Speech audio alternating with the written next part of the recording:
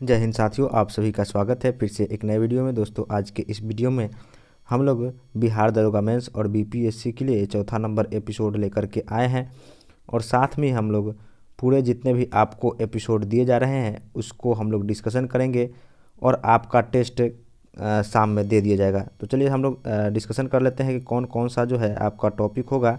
तो टॉपिक दोस्तों आज हिस्ट्री में हम लोग देखेंगे। क्या हिस्ट्री में हम लोग देखने वाले हैं, ये आपका सल्तनत काल, इससे विविध भक्ति और सूफी आंदोलन, ठीक है, उत्तर भारत में जो है सूफी आंदोलन और दक्कन में प्रांतीय राजवंश के बारे में देखेंगे। वही देखते हैं करंट अफेयर्स के बारे में हम लोग क्या देखने वाले हैं। तो भारत में हुए चर्चित आए हुए तूफान के बारे में देखेंगे, ठीक है, राष्ट्रीय महोत्सव स्थल और वर्ष 2021 में हुआ प्रमुख समझौता या इरुटेरिया का पेज नंबर 10 और 14 और 15 पढ़ लेना है, ठीक है। चलिए हम लोग आज के क्लास की तरफ बढ़ते हैं। आज का क्लास में हम लोग करने वाले हैं जो आपको ये भक्ति आंदोलन, ये सब हम लोग आज पढ़ेंगे। कौन सा भक्ति आंदोलन, सल्तनत काल विविध और उत्तर भारत में दक्कन एवं प्रांतीय राज्य। चलो दोस्तों, आज का वीडियो हम लोग शुरू कर लेते हैं। तो आज को वीडियो को शुरू करने से पहले मैं आप सभी को फिर से बता दूं, जितने भी मित्र हमारे चैनल पर नए हैं कृपया आप लोग चैनल को सब्सक्राइब कर लेंगे, बेल आइकन को दबा देंगे जिससे कि आपको नए वीडियो की नोटिफिकेशन मिलती रहे। हम लोग शुरू करते हैं उत्तर भारत एवं दक्कन के प्रांतीय राजवंश, जिससे ये आप हम लोग का आज का टॉपिक है। तो सबसे पहले देख लेते हैं यहाँ पर जौनपुर राज्य की स्थापना सबसे पहले किसने किया था। इसको भारत का सिराज भी कहा जाता है।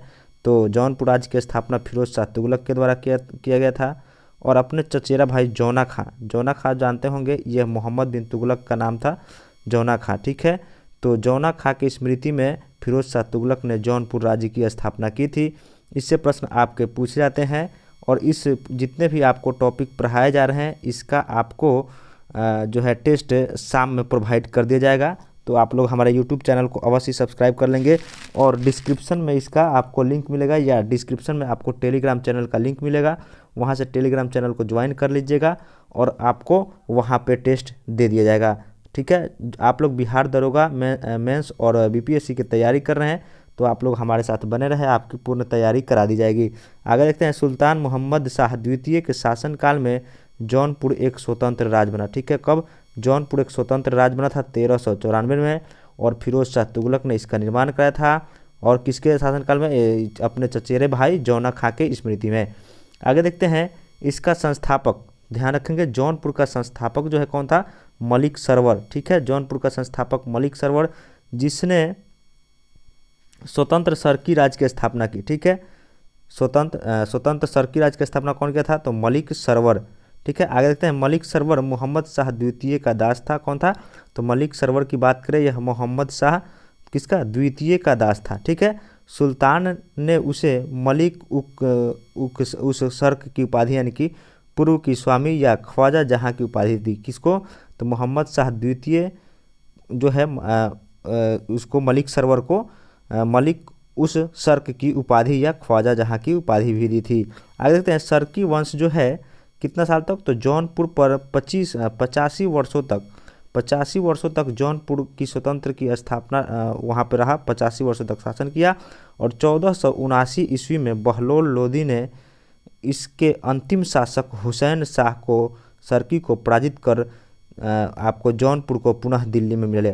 तो 1479 में बहलोल लोदी के दौरान लोदी वंश का जो शासक था उस सर्की वंश का अंतिम शासक कौन था? हुसैन शाह सर्की, इसको पराजित करके दिल्ली में मिला लिया। कब? 1479 में। सारा डाटा आपको हाईलाइट किया जा रहा है, डाटा को याद करते चलेंगे। आगे बात करते हैं कि इब्राहिम शाह सर्की 1402 से 1436, कौन है? इब्राहिम शाह सर्की 1402 से 1436 जौनपुर के सर्की वंश का सबसे महान शासक था। तो सर्की वंश का सबसे महान शासक की बात करें कौन था? इब्राहिम शाह सर्की, ठीक है। और यहीं पर बात करें इसको मिलाया कौन था? तो बहलोल लोदी किसको? हुसैन शाह सर्की को पराजित करके, ठीक है। चलिए आगे देखते हैं, उसके शासन काल में नवीन प्रकार की शैली जिसे सर्की शैली, तो यहाँ पर भी ध्यान रख सकते हैं कि ये सर्की शैली को भी एक नया शैली प्रारंभ किया गया जिसका नाम क्या था? सर्की शैली। और उसने स्वयं को सिराज हिंद की उपाधि धारण की। कौन? सिराज हिंद की उपाधि कौन धारण किया था? तो यहाँ पर देख सकते हैं इब्राहिम शाह सर्की, ठीक है। इब्राहिम शाह सर्की जो है कौन सा? सिराज ए हिंद की उपाधि धारण की थी। आगे देखते हैं कि उसके समय में जौनपुर की संस्कृति ख्यातियों चारों ओर फैल गई। ठीक है, इब्राहिम शाह सरकी काफ़ी प्रतापी शासक था और जौनपुर को भारत का सिराज कहा जाने लगा, यानी जिसका इसका जो है पूरा विख्यात हो गया और उस समय भारत का सिराज जौनपुर को कहा जाने लगा। आगे बात करते हैं कि विद्यापति ने कीर्तिलता काव्य में जौनपुर और इब्राहिम शाह का सुंदर वर्णन किया है। तो इससे आपको प्रश्न पूछा जा सकता है कि कीर्तिलता काव्य के रचनाकार कौन है, तो कीर्तिलता काव्य के रचनाकार हो जाएंगे विद्यापति। ठीक है, आगे देखते हैं कि 1420 में अली शाह का भाई शाही खान ने जैनुल आबदीन के नाम से कश्मीर के सिंहासन पर बैठा। ठीक है, तो जैनुल आबदीन, इसको कश्मीर का अकबर भी कहा जाता है। कब? 1420 में यह कश्मीर की गद्दी पर बैठा। वह कश्मीर का जो है सबसे महान शासक था। कौन? जैनुल आबदीन कश्मीर का सबसे महान शासक था, इसको ध्यान रखेंगे। चलिए आगे देखते हैं। वह कश्मीर का सबसे महान शासक हुआ और उसकी धार्मिक उदारता के कारण उसकी तुलना मुगल बादशाह अकबर से किए थे। यानी धार्मिक उदारता के कारण किसको? जैनुल आबदीन को कहाँ का? कश्मीर का अकबर कहा जाने लगा। कहाँ का? कश्मीर का अकबर किसको कहा जाता है? जैनुल आबदीन को। ठीक है, आगे बात करते हैं कि उसने जजिया कर को हटा दिया और गो हत्या को निषिद्ध कर दिया। जजिया कर किसने हटाया था? जैनुल आबदीन, और गो हत्या को भी समाप्त कर दिया और बुलर झील में जैना लंका नामक द्वीप का निर्माण कराया। ठीक है, तो ये भी आपसे पूछा जा सकता है कि जैना लंका द्वीप का निर्माण किसने कराया था? तो जैनुल आबदीन या कश्मीर का अकबर जिसे कहा जाता है, और वो कहाँ? वुलर झील में। वुलर झील कहाँ है? जम्मू कश्मीर में। चलिए हम लोग आगे बढ़ते हैं। अगला क्वेश्चन जो है, हम लोगों ने देखा कि जैनुल आबदीन किसका? जैना लंका का निर्माण कराया था। आगे बात करते हैं कि जैनुल आबदीन को धार्मिक सहिष्णुता और अच्छे कार्यों के कारण उसे कश्मीर का अकबर, तो इससे प्रश्न एकदम हाईलाइट इसको कर लेंगे। कश्मीर का अकबर किसे कहा जाता है? जैनुल आबदीन को। सभी प्रश्न इंपॉर्टेंट प्रश्न होंगे। आप लोग वीडियो को शेयर कीजिएगा और ज़्यादा से ज़्यादा मित्रों को जोड़ने का प्रयास कीजिएगा। अगला प्रश्न देखते हैं। 1407 ईस्वी में सुल्तान मुजफ्फर शाह के नाम से जफर खान ने स्वयं को सुल्तान घोषित किया। ठीक है, तो कौन? मुजफ्फर शाह, ठीक है, के नाम से कौन? जफर खां, गुजरात का सुल्तान। गुजरात का सुल्तान कौन था? मुजफ्फर खां था। कब? 1407 में। और इसने मालवा के हुसंग शाह को पराजित किया। कौन? मुजफ्फर शाह ने हुसंग शाह को पराजित कर दिया और उसकी राजधानी धार, ठीक है, उसका राजधानी कहाँ था? हुसंग शाह की राजधानी था धार, और उसको पराजित करके धार पर अधिकार कौन कर लिया? मुजफ्फर शाह। किंतु बाद में उसने उसका राज्य वापस कर दिया। ठीक है, उसका राज्य वापस कर दिया और 1458 में फतह खां सिंहासन पर बैठा और उसने अबुल फतह महमूद की उपाधि धारण की। परंतु इतिहास में महमूद बेगरा के नाम से, ये महत्वपूर्ण शासक है, ध्यान रखेंगे। पूछता है कि महमूद बेगरा कहाँ का शासक था, ध्यान रखेंगे, तो ये गुजरात का शासक था। ठीक है, और इसकी मुख्य विजय चंपानेर और गिरनार की दृढ़ किला थी। तो ये प्रश्न बहुत बार पूछा जा चुका है। गुजरात का प्रतापी शासक कौन था? महमूद बेगरा। ठीक है, अब्बुल फतह महमूद की उपाधि यह धारण किया था। आगे बात करें कि दक्कन के अमीरान ए सदाह के विद्रोह के परिणामस्वरूप मोहम्मद बिन तुगलक के शासनकाल में अंतिम दिनों में बहमनी साम्राज्य की स्थापना हुई। यानी कि जब बहमनी साम्राज्य की स्थापना हुई उस समय दिल्ली प्रशासन किसका था? मोहम्मद बिन तुगलक का, और इसका संस्थापक कौन था? अलाउद्दीन हसन गंगू। ठीक है, 1347 में इसका स्थापना किया था और 1347 में यह जो है दिल्ली प्रशासन किसका था? मोहम्मद बिन तुगलक का। तो इससे भी प्रश्न पूछा जाता है कि बहमनी साम्राज्य की स्थापना जब हुई उस समय दिल्ली प्रशासन किसका था? मोहम्मद बिन तुगलक। ठीक है, और कौन? हसन गंगू के द्वारा। वह एक सरदार अलाउद्दीन हसन बहमन शाह की उपाधि धारण की और 1347 इसमें सिंहासन रूढ़ हुआ और बहमनी साम्राज्य। ठीक है, यहाँ पर देख सकते हैं 1347 में किसका स्थापना किया? बहमनी साम्राज्य की। कौन? अलाउद्दीन बहमन शाह। और अपना राजधानी कहाँ बनाया था? गुलबर्गा में। ठीक है, अलाउद्दीन बहमन शाह जो है अपनी राजधानी गुलबर्गा 1347 में बहमनी साम्राज्य की नींव डाली। ठीक है, 9 संस्थापित साम्राज्य की राजधानी बनाया और उसका नाम अहसनाबाद रखा। क्या रखा? गुलबर्गा का राजधानी बनाया, उसका नाम अहसानाबाद। ठीक है, और अपने साम्राज्य के शासन के लिए इसने अपने चारों तरफ एवं प्रांतों को विभाजित किया। जैसे कौन कौन सा? गुलबर्गा, दौलताबाद, बरार, बीदर, ये सभी लास्ट में जो है अंत में अलग हो गए, यानी बहमनी साम्राज्य से विभाजित हो गए। बहमनी में ही थे कौन कौन? गुलबर्गा, दौलताबाद, बरार और बीदर, ये बहमनी साम्राज्य से ही अलग हुए हैं। कौन कौन? गुलबर्गा, दौलताबाद, बरार और बीदर। चलते हैं हम लोग नेक्स्ट अगले की तरफ। तो आगे हम लोग देखते हैं यहाँ पर जब ये चारों अलग हो गए, जैसे बरार का संस्थापक कौन हुआ? फतेउल्लाह इमाद शाह। इससे प्रश्न पूछा जाता है कि बरार का संस्थापक कौन था? फतेउल्लाह इमाद शाह। और बरार में जो वंश था जिसका नाम था इमाद शाही। तो इससे भी प्रश्न पूछा जाता है कि इमाद शाही वंश का संस्थापक कौन था, तो फतेहुल्लाह इमाद शाह और इसका राजधानी बरार। वैसे ही बात करें आदिल शाही वंश के संस्थापक यूसुफ आदिल शाह, ठीक है, आदिल शाही वंश के संस्थापक यूसुफ आदिल शाह, और कहाँ बीजापुर, बीजापुर के संस्थापक आदिल शाह, और कौन सा वंश, यूसुफ आदिल शाही वंश, ठीक है। आगे बात करते हैं निजाम शाही वंश, तो निजाम शाही वंश जो था इसके संस्थापक कौन थे, निजाम शाही वंश के संस्थापक मलिक अहमद, कौन थे, मलिक अहमद, और इसकी राजधानी अहमदनगर, ठीक है। निजाम शाही वंश मलिक अहमद और जो है अहमदनगर में, ठीक है। आगे बात करें कुतुब शाही वंश, तो कुली कुतुब शाह, ध्यान देंगे, और इसके संस्थापक कौन थे, कुली कुतुब शाह, और ये कहाँ, गोलकुंडा, कहाँ था, गोलकुंडा में था, ठीक है। यानी गोलकुंडा राज्य की स्थापना कुली कुतुब शाह, और कहाँ पे। आगे देखते हैं बरीद शाही वंश, बरीद शाही वंश के संस्थापक अमीर अली बरीद, कौन हो जाएंगे, अमीर अली बरीद, बरीद शाही वंश, और ये राज्य कौन सा था, बीदर, ठीक है। तो ये सभी जो है आपका किससे, तो ये सभी बहमनी साम्राज्य से ही अलग होकर के इनका निर्माण हुआ था। आगे देखते हैं कि बीजापुर का शासक कौन था, इब्राहिम आदिल शाह द्वितीय, बीजापुर का शासक इब्राहिम आदिल शाह द्वितीय एक महान विद्या प्रेमी तथा विद्या का संरक्षक था। महान विद्या प्रेमी का संरक्षक था कौन, इब्राहिम आदिल शाह द्वितीय, और उसने प्रजा के उदार दृष्टिकोण के कारण जगत गुरु, ये प्रश्न ध्यान रखेंगे, जगत गुरु की उपाधि कौन धारण किया था, तो इब्राहिम आदिल शाह द्वितीय जगत गुरु की उपाधि धारण की थी, और उसने गरीबों की सहायता करने के कारण उसे अबला बाबा कहा था। अबला बाबा यानी कि निर्धनों का मित्र, ठीक है। तो आदिल शाह द्वितीय को दो उपाधि दी गई थी, कौन कौन सा, जगत गुरु या अबला बाबा यानी निर्धनों का मित्र। आगे देखते हैं कि इब्राहिम आदिल शाह द्वितीय ने हिंदी संगीत संग्रह किताब ए नौरस, ये प्रश्न इंपॉर्टेंट है आपका, किताब ए नौरस की रचना कौन किया था, तो किताब ए नौरस कौन किया था, तो यहाँ पर किताब ए नौरस के आपके हो जाएंगे कौन, इब्राहिम आदिल शाह द्वितीय, ठीक है, इब्राहिम आदिल शाह द्वितीय किताब ए नौरस। उसी के काल में फरिश्ता ने तारीख ए फरिश्ता नामक एक ऐतिहासिक ग्रंथ, ठीक है, तारीख ए फरिश्ता कौन सा, फरिश्ता के द्वारा, ठीक है। और इब्राहिम ने नौरसपुर नगर की स्थापना की थी, नौरसपुर नगर, ये जो है इब्राहिम आदिल शाह, और किताब लिखा था एक जिसका नाम था किताब ए नौरस, ठीक है। आगे देखते हैं कि बीजापुर के मोहम्मद आदिल शाह का मकबरा गोल गुंबद के नाम से विख्यात है। तो ये जो है आपका गोल गुंबद जो है, गोल गुंबद कहाँ है, बीजापुर में है, और यह किसका मकबरा है, मोहम्मद आदिल शाह का, आदिल शाह का मकबरा गोल गुंबद, ये कहाँ है, बीजापुर में है, ठीक है। भारत का विशालतम ऐतिहासिक भवन में ये शामिल है तथा विश्व के विशालतम गुंबदों में से एक है, ठीक है। विश्व भारत का सबसे बड़ा गुंबद कौन सा है, गोल गुंबद। आगे बात करते हैं कि गुजरी महल जो है कि मान सिंह ने 15वीं शताब्दी में बनाया था, और इस पर अकबर कालीन शैलियों की, तो ये आपका प्रश्न इंपॉर्टेंट है, ये भी प्रश्न आपके पूछा जा सकता है कि गुजरी महल का निर्माण कौन कराया था, तो गुजरी महल का निर्माण कौन सा जगह, जो है आपका मान सिंह तोमर।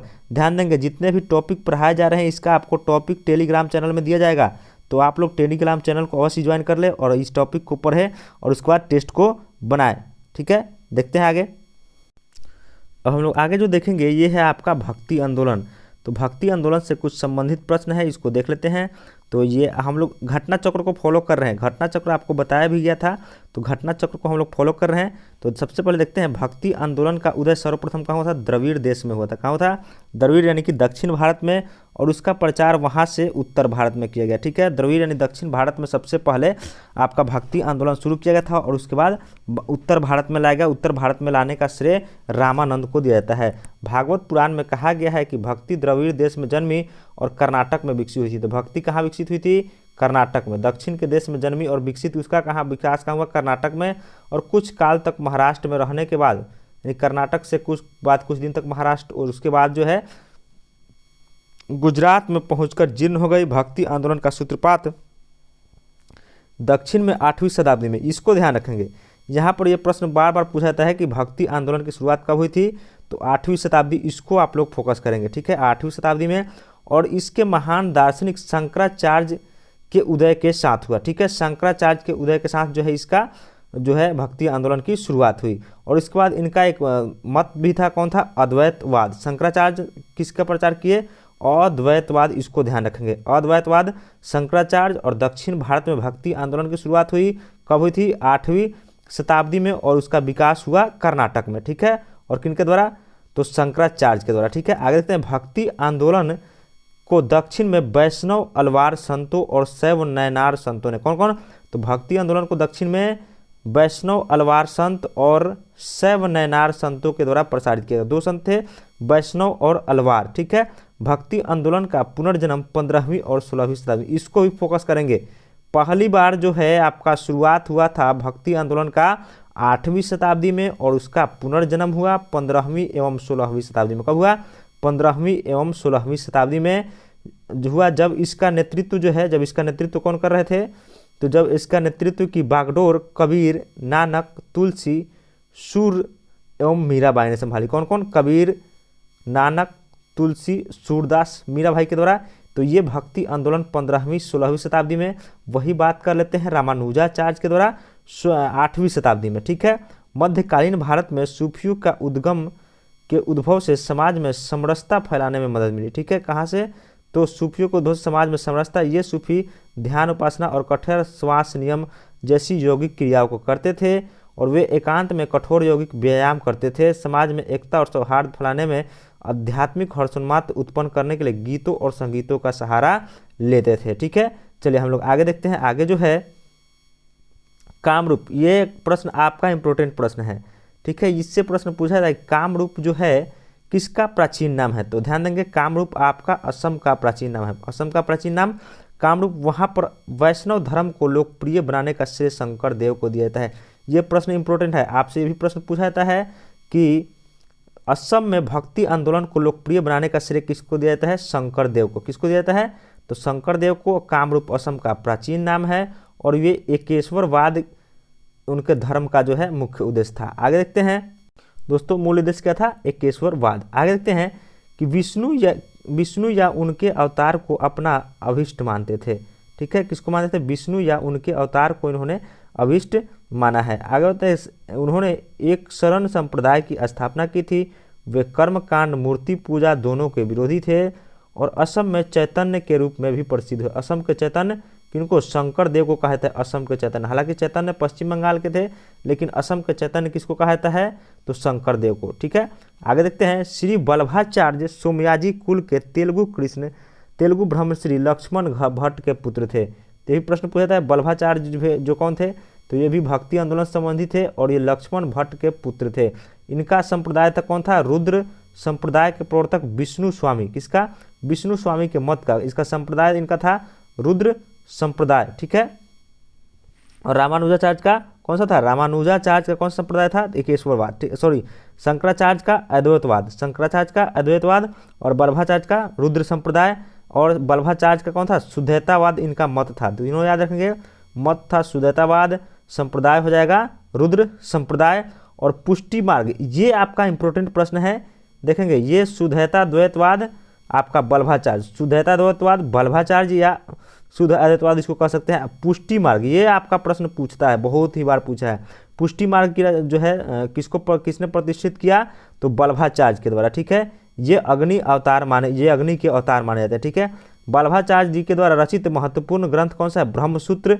कौन सा? ब्रह्मसूत्र या अनुभाष्य। ब्रह्मसूत्र जो है वल्लभाचार्य या अनुभाष्य या बृहदभाष्य, जितना भाष्य देख रहे हैं भागवत की सुबोधिनी, टीका, भागवत जितना भी है, पूर्व मीमांसा भाष्य, गायत्री भाष्य, पत्रावलंबन, दशम स्कंद, अनुक्रमणिका, त्रिम, नामावली, ये सब इनके रचना है, ठीक है। आगे बात करें द्वैतवाद के प्रवर्तक आपके यहाँ पे हो जाएंगे माधवाचार्य। कौन हो जाएंगे? द्वैतवाद के प्रवर्तक माधवाचार्य। और विशिष्टाद्वैतवाद के, इन सभी को ध्यान देंगे, द्वैतवाद माधवाचार्य, विशिष्टाद्वैतवाद रामानुजाचार्य, द्वैतवाद माधवाचार्य, विशिष्टाद्वैतवाद रामानुजाचार्य और द्वैतवाद निम्बार्काचार्य, ठीक है। द्वैतवाद निम्बार्काचार्य, ठीक है। और शुद्धद्वैतवाद वल्लभाचार्य, इनको ध्यान रखेंगे। और शंकराचार्य का था अद्वैतवाद, शंकराचार्य अद्वैतवाद और यहाँ पे शुद्धद्वैतवाद वल्लभाचार्य। आगे देखते हैं द्वैतवाद निम्बार्काचार्य, द्वैतवाद माधवाचार्य और रामानुजाचार्य का विशिष्टाद्वैतवाद। आगे देखते हैं कि उत्तर भारत में भक्ति आंदोलन के प्रथम प्रवर्तक कौन थे? रामानंद। ये प्रश्न आपका बहुत ही इंपॉर्टेंट है। दक्षिण भारत से भक्ति आंदोलन को उत्तर भारत लाने का श्रेय किनको दिया जाता है? तो रामानंद को दिया जाता है। आगे बात करें जिनका जन्म कब हुआ था? 1299 इलाहाबाद के प्रयाग में। रामानंद का जन्म कहाँ था बाबू? तो 1299 प्रयाग, ठीक है। वे कन्या कुंज ब्राह्मण परिवार में उनका जन्म हुआ था। और ये सगुन, ध्यान देंगे, सगुन ईश्वर में विश्वास रखते थे, सगुन, ठीक है, सगुन, अधिकांशतः लोग सगुन के ही हैं, केवल आपके कबीर और शायद नानक, कबीर और नानक ये दो लोग हो जाएंगे निर्गुण, ठीक है। सर्वप्रथम ये संदेश उपचार हिंदी भाषा में दिए, सबसे पहले हिंदी भाषा में उपचार कौन उपदेश दिए थे? रामानंद, ठीक है। आगे कबीर जो कि रामानंद के 12 शिष्यों में प्रमुख थे, रामानंद के वो थे 12 शिष्य थे, जिसमें कबीर एक प्रमुख थे, ठीक है। लोक परंपरा के अनुसार उनकी जन्म किसी विधवा ब्राह्मणी के गर्भ से वाराणसी के समीप हुआ तथा उसके पालन पोषण जो है दंपति नीरू और नीमा ने, यानी कि आपका कबीर का जन्म जो है किसके? ब्राह्मण के गर्भ से हुआ था, लेकिन उनका पालन पोषण नीरू और नीमा के द्वारा किया गया। और कबीर के जो है उपदेश, इसका संकलन क्या कहलाता है? कबीर के उपदेशों का संकलन बीजक कहलाता है। क्या कहलाता है? बीजक कहलाता है, ठीक है। जो कबीरपंथ संप्रदाय है उसको निर्गुण कहा गया। देखते हैं आगे हम लोग, जो कि कबीरपंथी संप्रदाय को मानने वाले हैं, ठीक है। आगे देखते हैं, शबद, सखी, रमैनी, शबद, सखी एवं रमैनी कबीर की रचना है। कौन कौन सी? शबर, सखी और रमैनी और बीजक जो है इस सभी का रचना का जो है मिलन है, ठीक है, यानी कि सबको। आगे देखते हैं, परंतु धर्मदास के साथ उनके संवादों का संकलन अमर मूल है। तो अमर मूल कबीर का ही है, धर्मदास के साथ उनका जो संवेद हुआ है वही है। आगे देखते हैं, संत मलुकदास, ये भी इंपॉर्टेंट है। मलुकदास का जन्म लाला सुंदर दास खत्री के घर में हुआ था और ये करा का निवासी थे, ठीक है। कहाँ के? करा के निवासी थे। वही आगे बात करें कि गुरु घासीदास का जन्म 1756 छत्तीसगढ़ रायपुर जिला में होता है। कहाँ से? घासीदास अभी आपका एक जो है वो अभ्यारण्य भी है, ठीक है। आगे देखते हैं, पिता महमूदास और माता अमरतरनी बाई थी, इनका किनके? जो है आपके घासीदास के, ठीक है। भगवान शिव की प्रतिष्ठा में भारत के विभिन्न भागों में 12 ज्योतिर्लिंग की स्थापना किए थे। तो भगवान 12 ज्योतिर्लिंग की स्थापना जो है घासीदास का द्वारा किया गया था, जैसे में केदारनाथ, विश्वनाथ, बैद्यनाथ, महाकालेश्वर, ओंकारेश्वर, नागेश्वर, सोमनाथ, त्र्यंबकेश्वर, धृणेश्वर, भीमशंकर, मल्लिकार्जुन स्वामी और रामेश्वरम, ठीक है। आगे बात करें गुरु नानक, ये आपके अगले धर्मगुरु हैं। कौन? गुरु नानक। इनका जन्म जो है 1469 में हुआ था। हम लोग भक्ति आंदोलन को आज पढ़ रहे हैं, धीरे धीरे हम लोग अगले टॉपिक की ओर चलते रहेंगे, ठीक है। इनका जन्म कहाँ? तलवंडी में हुआ था। अब यह कहाँ? ननकाना साहब कहलाती है। जहाँ इनका जन्म हुआ था वह ननकाना साहब कहलाती है, जो कि अब कहाँ है? पाकिस्तान में है। ननकाना साहब कहाँ है? पाकिस्तान में है। और गुरु नानक की मृत्यु 1539 डेरा बाबा यानी कि करतारपुर साहब, ठीक है, डेरा बाबा में। कहाँ हुआ था? डेरा बाबा में। और जन्म जो है इनका ननकाना साहब 1469 में हुआ था, तलवंडी में, ठीक है। आगे बात कर रहे हैं कि इन्हीं के द्वारा जो है सिख धर्म की स्थापना की गई। सिख धर्म की स्थापना की गई कब? सिकंदर लोदी के शासनकाल में 1489 से 1517 के बीच इसका शासनकाल था। और नानक एकेश्वरवाद में विश्वास रखते। देखिए हम लोगों ने पहले चर्चा भी किया था कि एकेश्वरवाद में विश्वास करते हैं गुरु नानक, और निर्गुण ब्रह्म की उपासना, ठीक है। निर्गुण कबीर और गुरु नानक, ठीक है। गुरु नानक का कहना है कि ईश्वर व्यक्ति के गुणों को जानता है पर वह उसकी जाति के बारे में नहीं पूछता, ठीक है।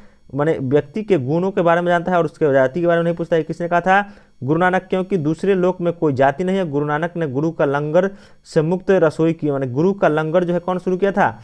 गुरु नानक। और इसको जो है लहना यानी कि गुरु अंगद के द्वारा जो है इसको जो है यानी परमानेंट बना दिया गया, ठीक है। चलिए आगे देखते हैं अगला जो हम लोग का है सेशन।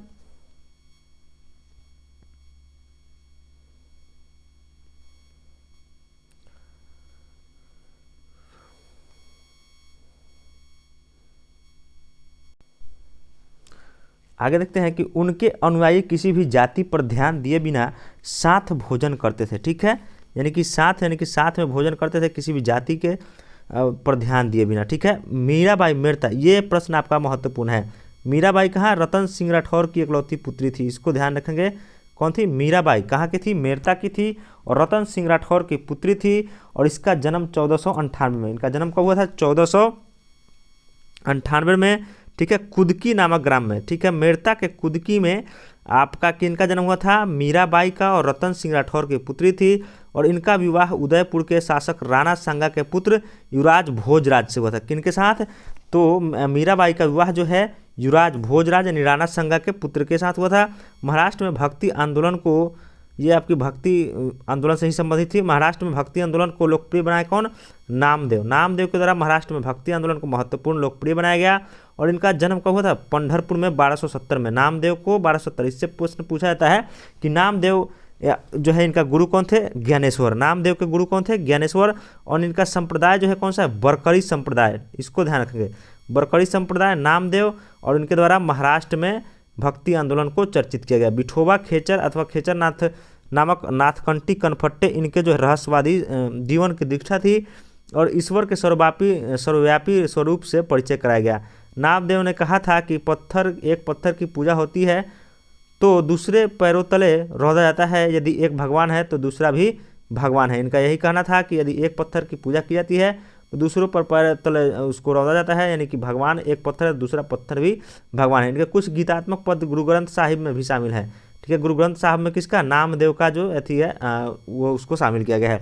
आगे देखते हैं कि तुकाराम के काल में 1608 से 1649 का जो काल मान्यता है वो तुकाराम का है और ऐसी मान्यता है कि 1608 में जन्मे संत तुकाराम का जो है अदृश्य हो गए और यह बरकड़ी संप्रदाय, कौन संप्रदाय से, तो तुकाराम बरकड़ी संप्रदाय संबंधित है, इसको ध्यान रखेंगे, बरकड़ी संप्रदाय तुकाराम। आगे देखते हैं दादू दयाल, ये भी महत्वपूर्ण है। तो दादू दयाल जो है 1554 से 1603 के मध्य में था। त्यागराज के समय जो है 1767 से 1847 और यह भक्ति मार्गी कवि हैं, कर्नाटक संगीतज्ञ जो है कौन, ठीक है, त्यागराज कर्नाटक संगीत के महान संगीतज्ञ। ये प्रश्न आपको बहुत बार पूछा गया है कि कर्नाटक संगीत के जनक त्यागराज, इसको ध्यान रखेंगे, कर्नाटक संगीत से संबंधित है त्यागराज, इससे महत्वपूर्ण प्रश्न पूछा जाता है।